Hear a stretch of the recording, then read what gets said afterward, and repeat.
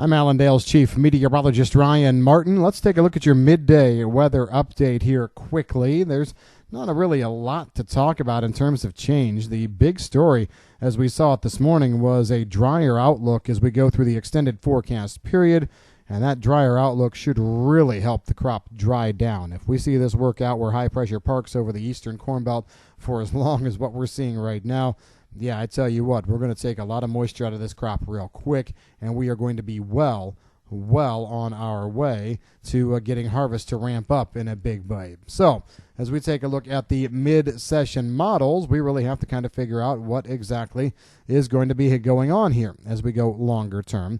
The latest runs are not really showing big changes. To me, the key is going to be just seeing what wants to develop in the Gulf as we go longer term.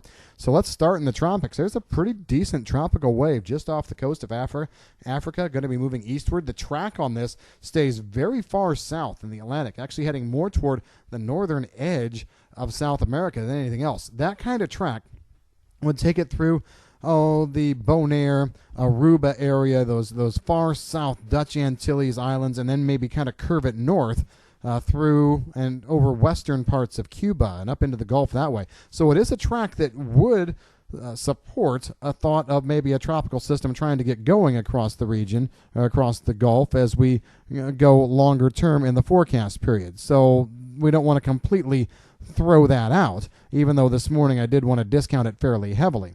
But there is a system there, and the latest model runs are continuing to try and keep a system coming into the Gulf on at least the GFS far out in the forecast period. Let's put it this way. If we can see this thing hold together for 3 or 4 days on the GFS and then get the European at around day 10, day 11 to pick up on it and say it's there, then we've probably got a story. Why is this a story? Well, the track of any storm that would come up through the Gulf, especially if it's got a northerly push, would put it right in across the deep south up into the Ohio Valley. What's interesting is the GFS this morning basically tried to keep a hurricane going all the way up across Indiana and Michigan. I don't see that by any stretch of the imagination. I think it's going to be difficult to get that going. But just think of what it would mean to harvest if we would be bringing a big bunch of rain into the forecast picture during that part of the time frame as we go into early October. So that's the reason why we're at least looking at it. I don't think it has a high likelihood of happening. As a matter of fact, I'm not really sold on it trying to happen at all at this point,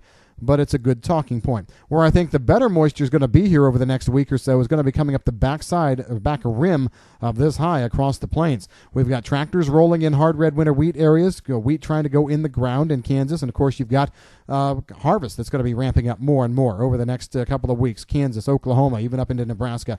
And I'm seeing some moisture for probably 3, 4, 5 days straight coming in. Not gully washing or drenching rains, but a chance of rain every day coming up the backside of this high. So that's something that we're going to have to pay attention to as well. And the midday model runs are still looking at that happening. To me, if the high is as strong and as cool as what I expect over the eastern third of the country, yeah, that's a no-brainer. There's definitely moisture that will be coming north through the plains, so we're going to have to watch on that.